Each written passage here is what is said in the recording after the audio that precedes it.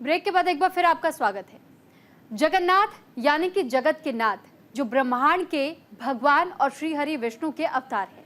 हर साल आषाढ़ मास के शुक्ल पक्ष की द्वितीया को उड़ीसा के पुरी में प्रभु की भव्य रथ यात्रा का आयोजन किया जाता है और इस यात्रा में लाखों श्रद्धालु शामिल होते हैं।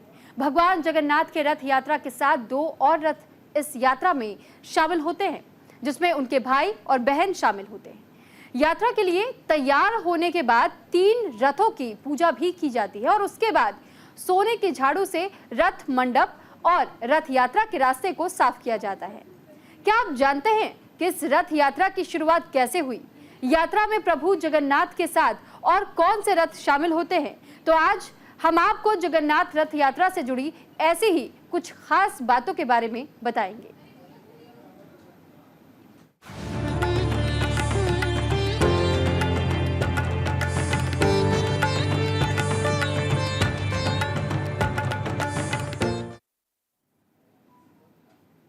तो उड़ीसा के पुरी और गुजरात के अहमदाबाद में भगवान जगन्नाथ की रथ यात्रा का आयोजन किया जा रहा है और इससे जुड़ी आपको 5 अलग अलग तस्वीरें भी हम आपको दिखाएंगे और इन तस्वीरों के जरिए आप ये समझ सकते हैं कि कैसे जगन्नाथ रथ यात्रा को लेकर श्रद्धालु बेहद उत्सुक रहते हैं।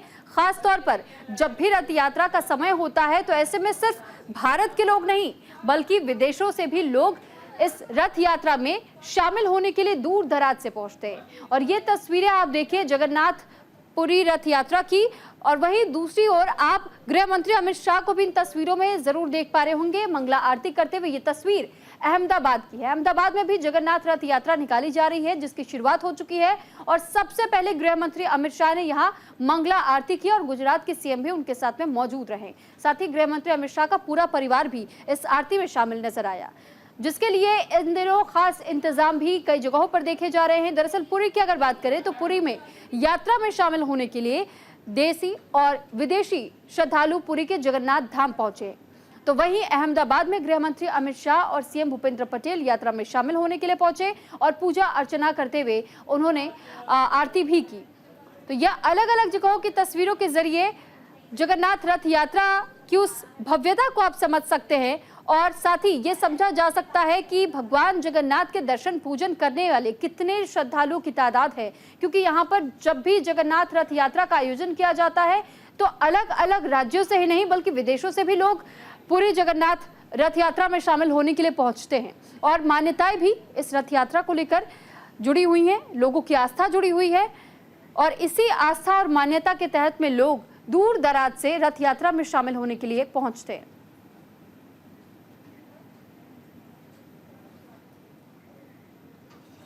तो उड़ीसा के पुरी में जगन्नाथ रथ यात्रा का आयोजन किया गया, जहां पर रथ यात्रा के लिए किए गए खास इंतजाम और यात्रा में मौजूद देसी और विदेशी श्रद्धालु कड़ी सुरक्षा के बीच रथ यात्रा का आयोजन में शामिल होने के लिए पहुंचे। तो 10 दिनों तक ये रथ यात्रा जारी रहेगी, जिसमें एक एक करके श्रद्धालु अपनी भागीदारी भी निभा रहे हैं और हर साल आषाढ़ महीने में ही शुरू होती है ये यात्रा। तो शुक्ल पक्ष की द्वितीय तिथि से यात्रा की शुरुआत होती है।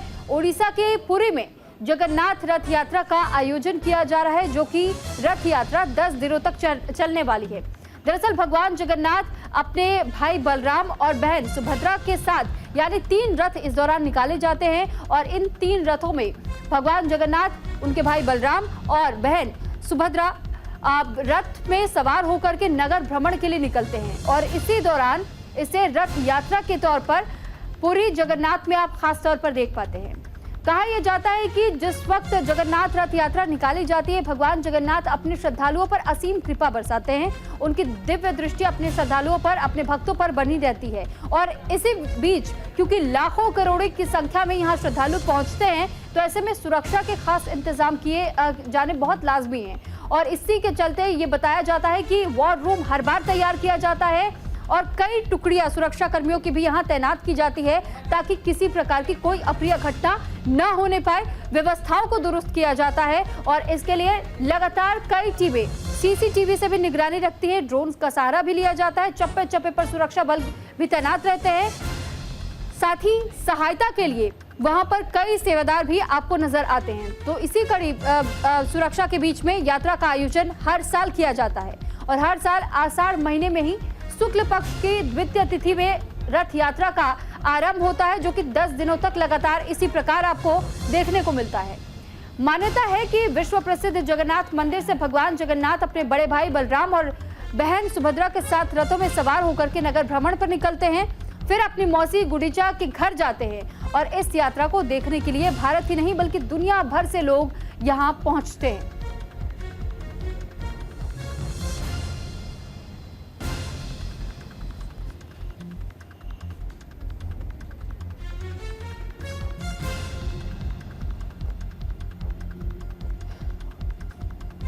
तो फिलहाल ओडिशा की ये तस्वीर आप इस वक्त देख रहे हैं, जहां जगन्नाथ रथ यात्रा को लेकर के तैयारियां भव्य रूप से की गई है। तो ओडिशा जगन्नाथ रथ यात्रा की तस्वीर तो आपने देख ली, लेकिन अब आपको गुजरात के अहमदाबाद की तस्वीर दिखाते हैं। दरअसल अहमदाबाद में जगन्नाथ रथ यात्रा की शुरुआत कर दी गई है। बड़ी संख्या में गुजरात के रथ यात्रा में भी शामिल होने के लिए श्रद्धालु पहुंच रहे हैं। सीएम भूपेंद्र पटेल भी यात्रा में शामिल होने के लिए पहुंचे हैं, जबकि गृह मंत्री अमित शाह भी मंगला आरती में शामिल होते हुए देखे गए। गृह मंत्री अमित शाह और साथ ही गुजरात के सीएम भूपेंद्र पटेल भी इस दौरान मौजूद रहे। गृह मंत्री अमित शाह का पूरा परिवार भी इस दौरान मौजूद रहा। तो जगन्नाथ यात्रा की शुरुआत गुजरात के अहमदाबाद में भी कर दी गई है और मंगला आरती की सबसे पहली तस्वीर गुजरात के अहमदाबाद से सामने आई थी। तो ये अलग अलग तस्वीरों के जरिए आप जगन्नाथ रथ यात्रा की भव्यता को आप समझ सकते हैं कि जगन्नाथ को मानने वाले लोगों में कितनी अटूट आस्था और श्रद्धा रहती है और हर साल इसी तरीके से इसी जोश के साथ श्रद्धालु रथ को खींचने के लिए पहुंचते हैं, ताकि उन पर भी भगवान की दृष्टि आ सके और भगवान के असीम कृपा उन पर बरसती रहे। उनके जो जीवन के दुख होते हैं वो भगवान जगन्नाथ इस दौरान हर लेते हैं और यही कारण है कि भगवान जगन्नाथ के रथ को खींचने के लिए यहाँ लोगों की भारी संख्या में भीड़ नजर आती है। तो जगन्नाथ यात्रा के लिए सुरक्षा के कड़े इंतजाम भी किए गए हैं। सुरक्षा के मद्देनजर वॉर रूम तैयार किया गया है और वॉर रूम से सीसीटीवी के जरिए भी चप्पे चप्पे पर कड़ी निगरानी रखी जा रही है। तो फिलहाल ये जानकारी के लिए आपको बता दें कि गुजरात के अहमदाबाद में जो व्यवस्थाएं की गई हैं उन व्यवस्थाओं के तहत ही इस वक्त गुजरात पुलिस की तरफ से एक वॉर रूम यूनिट भी तैयार की गई है और इसी वॉर रूम के तहत जगह जगह पर सीसीटीवी कैमरों से नजर रखी जा रही है। हर आने जाने वालों की तलाशी भी ली जा रही है, ताकि किसी भी प्रकार की अप्रिय घटना होने की सूचना कहीं से न आने पाए और साथ ही जो श्रद्धालु वहां पहुंच रहे हैं वो सुविधा अनुसार दर्शन कर पाए, रथ खींच पाए, आशीर्वाद ले पाए जगन्नाथ का। और ऐसे में ये जो सुविधाएं इस वक्त आप गुजरात के अहमदाबाद में देख रहे हैं, दरअसल ये वही वॉर रूम है जहां से पुलिस की टीमें लगातार हर ओर अपनी नजर बनाए हुए है। कहीं किसी प्रकार की व्यवस्था ठप होती हुई आपको इस दौरान नजर नहीं आएगी। साथ ही कई कंट्रोल पैनल्स भी तैयार किए गए हैं ताकि ट्रैफिक व्यवस्था को भी ध्यान में रखा जा सके। ट्रैफिक जाम की स्थिति इस दौरान बहुत ज्यादा आमतौर पर देखने को मिलती है, लेकिन इससे कैसे निपटा जाना है इसके लिए भी एक रोड मैप तैयार किया गया है। और जहां सीसीटीवी कैमरा नहीं है वहां ड्रोन्स का भी इस्तेमाल किया जा रहा है। अलग अलग जगहों पर पुलिसकर्मियों की तैनाती भी है। तो ऐसे में हर तकनीक का भी इस्तेमाल किया जा रहा है और साथ ही आमतौर पर पुलिस यूनिट्स को भी अलग अलग जगहों पर टुकड़ियों में तैनात किया गया है। सुरक्षा कर्मियों की भी अलग अलग टुकड़ियां तैनात है। कई टीमों को अब तक ग्राउंड पर उतारा जा चुका है। तो तकनीक के साथ साथ में बल का और बुद्धि का भी इस्तेमाल इस वक्त किया जा रहा है ताकि श्रद्धालुओं को किसी प्रकार की अव्यवस्था का सामना न करना पड़े।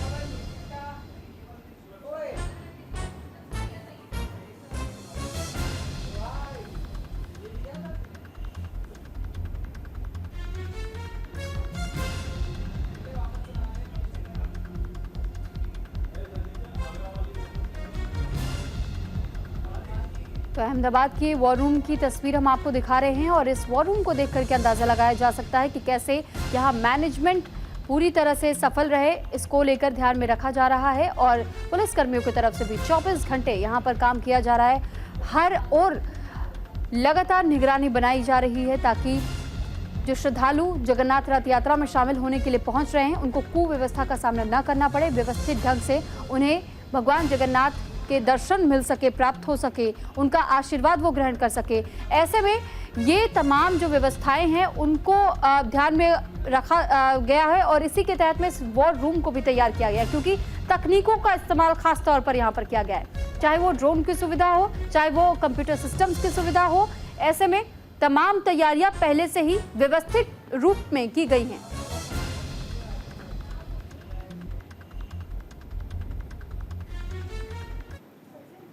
तो यात्रा को लेकर सुरक्षा के कड़े इंतजाम जगह जगह पर आप इन दिनों देखेंगे, क्योंकि भारी संख्या में पुलिस बल भी जगह जगह पर तैनात किए गए हैं।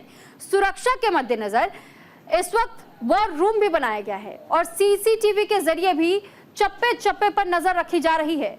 तो एक और जहां जगन्नाथ रथ यात्रा में शामिल होने के लिए भारी संख्या में यहां श्रद्धालु पहुंचते हैं, तो उनके तहत ही उनके व्यवस्था को ध्यान में रखा जाता है, साथ ही साथ कैसे उनकी सुरक्षा को कायम किया जा सकता है, क्योंकि इसमें न केवल आम लोग पहुंचते हैं बल्कि वीवीआईपी मूवमेंट्स भी इस वक्त देखने को मिलते हैं। और साथ ही भगवान जगन्नाथ के रथ के उस डोर को खींचने के लिए दूर दराज से श्रद्धालु पहुंचते हैं। एनआरआईज भी इस बीच में आपको बहुत ज्यादा रथ यात्रा में शामिल होते हुए आप देख सकेंगे उनको।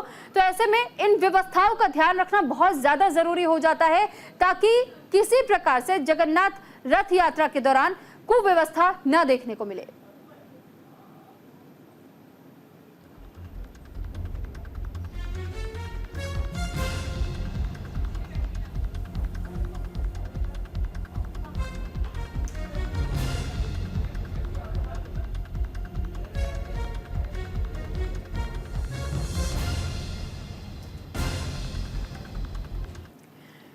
तो कैसे यात्रा की शुरुआत हुई, अब हम आपको ये भी बताएंगे, और अब तक जगन्नाथ यात्रा को लेकर मान्यताएं क्या है ये भी जान लीजिए। दरअसल यात्रा में शामिल होने से मनोकामना की पूर्ति होती है, ऐसा माना जाता है लोगों की तरफ से। और भगवान जगन्नाथ की यात्रा में 100 यज्ञों जितना पुण्य मिलता है, इस बात को लेकर हर श्रद्धालु आश्वस्त मन से यहाँ पहुंचता है। भगवान जगन्नाथ का आशीर्वाद सदैव लोगों पर बना रहता है। रथ यात्रा के दौरान नवग्रहों की पूजा भी की जाती है और यात्रा में शामिल होने से अशुभ ग्रहों का प्रभाव पूरी तरह समाप्त हो जाता है। जीवन में शुभ ग्रहों का प्रभाव बढ़ता जाता है, ये मान्यता श्रद्धालुओं की रही है। तो आमतौर पर अगर देखा जाए तो भगवान जगन्नाथ को लेकर जिस तरीके की अटूट आस्था, विश्वास और श्रद्धा है लोगों में, और लोगों को ये भरोसा है भगवान जगन्नाथ पर कि उनके जीवन में चल रहे कष्टों का निवारण इस रथ यात्रा में शामिल होने से भी हो जाएगा। क्योंकि चाहे वो नवग्रहों का जुड़ा हुआ संकट हो, या फिर ये कहा जा सकता है कि अगर उनके जीवन में किसी भी प्रकार की कठिन समस्याओं का सामना अगर वो कर रहे हैं, भगवान जगन्नाथ का आशीर्वाद इस रथ यात्रा में शामिल होने मात्र से ही मिल जाता है। और कई धामों का भी प्रभाव उनके जीवन में देखने को मिलता है रथ यात्रा में शामिल होने के तहत।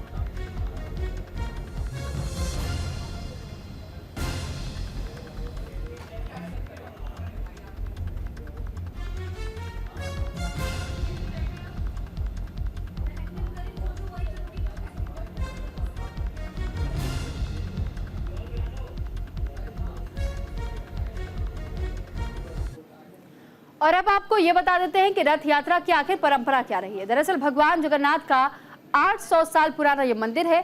12वीं शताब्दी में रथ यात्रा की शुरुआत की गई थी और रथ यात्रा में 3 रथ होते हैं।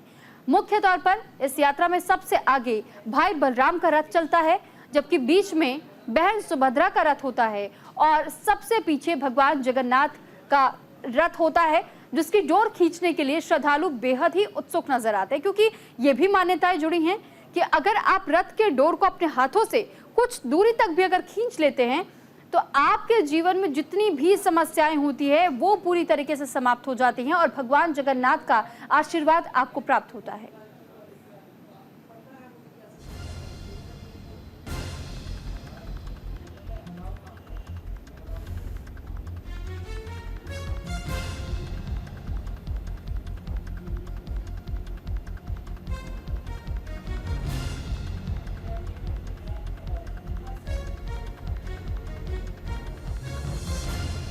तो फिलहाल जगन्नाथ रथ यात्रा को लेकर के जिस तरीके से इस वक्त पूरी जगन्नाथ में आप भव्य तैयारियां देखेंगे।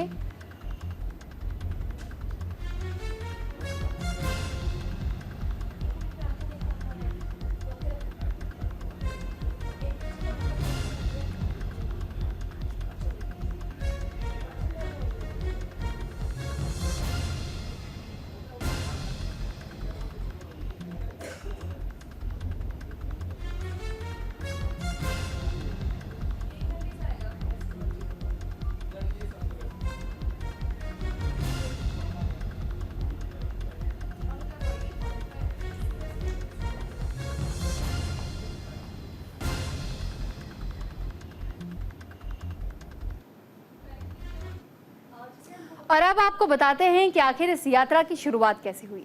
सदियों से चली आ रही भगवान जगन्नाथ की यात्रा 12वीं शताब्दी में हुई थी और यात्रा की शुरुआत सुभद्रा ने भाई कृष्ण और बलराम से जताई थी अपनी नगर भ्रमण की इच्छा। तो कृष्ण और बलराम ने बहन की इस इच्छा को पूरा भी किया था। भाइयों ने बहन के लिए इस रथ को तैयार करवाया था।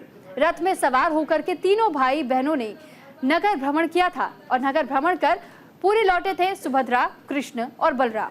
तभी से लगातार इस यात्रा की परंपरा की शुरुआत हुई और उसके बाद से इस यात्रा को आज भी उसी प्रकार से, उसी रूप में व्यवस्थित तौर पर यहाँ देखने को मिलता है, क्योंकि रथ को सबसे पहले तैयार किया जाता है, उसे सजाया जाता है और फिर जैसे ही भगवान जगन्नाथ की रथ यात्रा निकलनी होती है तो उसके तहत में 3 रथ तैयार किए जाते हैं।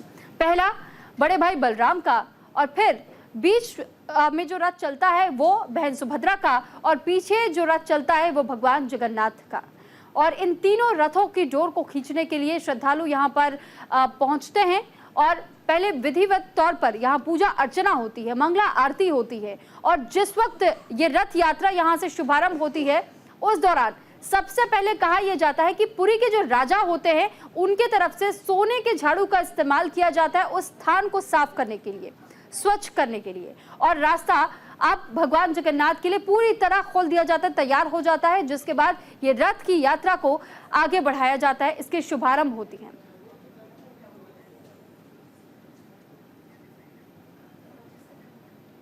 और अब आपको बताते हैं कि जिस रथ में सवार होकर नगर भ्रमण करने के लिए भाई बहन निकलते हैं तो ऐसे में रथ की खासियत क्या है।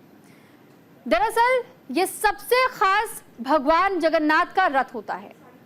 रथ को नंदी घोष के नाम से भी जाना जाता है, इसे गरुड़ ध्वज के नाम से भी जाना जाता है। तो नंदी घोष रथ की अगर ऊंचाई की बात की जाए तो 42.65 फीट ऊंचा ये रथ होता है और इसमें कुल 16 पहिए होते हैं।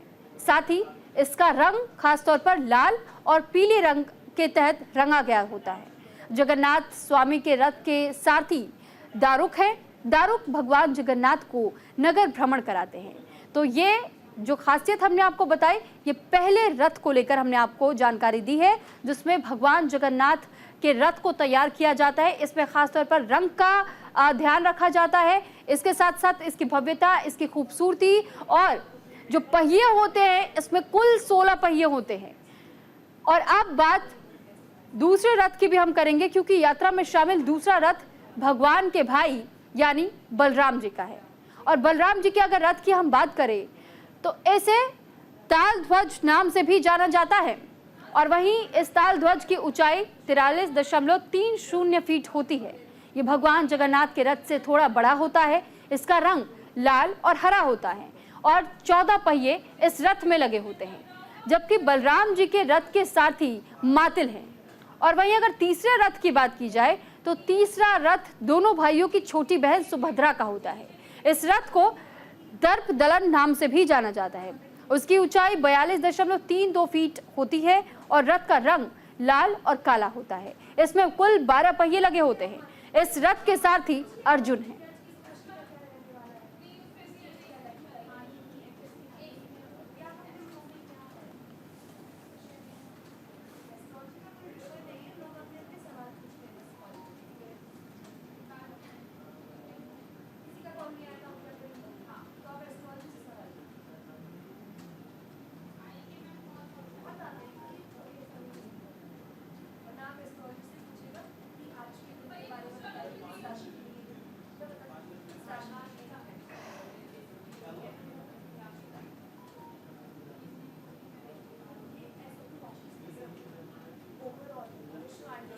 तो फिलहाल ये तस्वीरें आप जगन्नाथ की देख रहे हैं और जगन्नाथ रथ यात्रा को लेकर के जो खास 5 तस्वीरें हैं मुख्य तौर पर इस वक्त आप देख रहे हैं।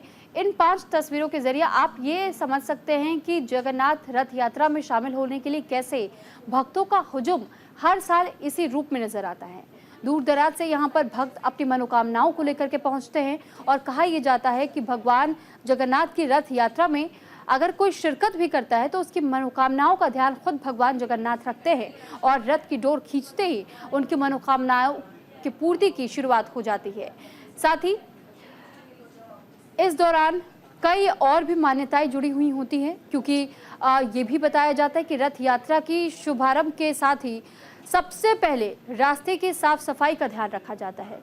इन 10 दिनों में पूरे नगर को स्वच्छ किया जाता है और रथ यात्रा की शुरुआत के ठीक पहले राजा को आमंत्रित किया जाता है। एक निमंत्रण पत्र बाकायदा जारी किया जाता है और जिस वक्त राजा यहाँ पहुँचते हैं तो उनके हाथों में सोने की झाड़ू सौंपी जाती है और खुद राजा अपने हाथों से सोने के झाड़ू से भगवान जगन्नाथ के रथ यात्रा के शुभारंभ के पहले उस रास्ते को साफ करते हैं।